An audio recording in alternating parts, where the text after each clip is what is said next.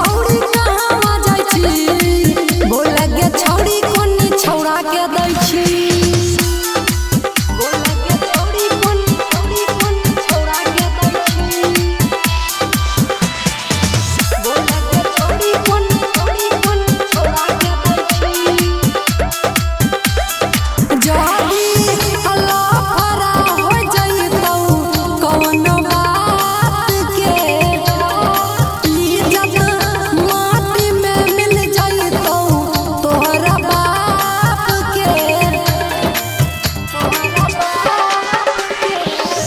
राखे भरोसा छौरी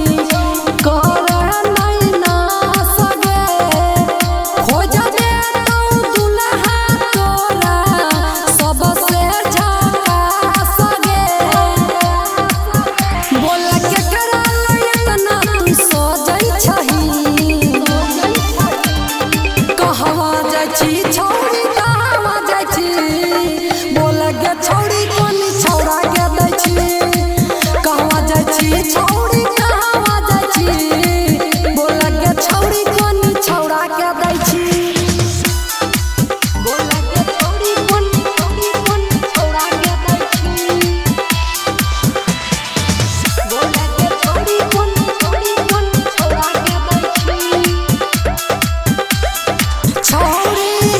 जागल रहै छी दिन राति लइके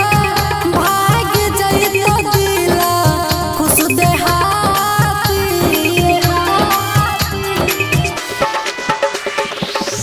सबके नहीं बर्बाद करे एतना नहीं खराब बने संतोष संगम के छौड़ी तू गे बात माने संतोष प्रहलाद से एतना किया डरै छी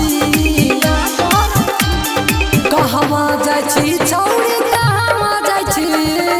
बोला गे छौड़ी कोनी छौड़ा के दै छी कहवा जाइ छी छौड़ी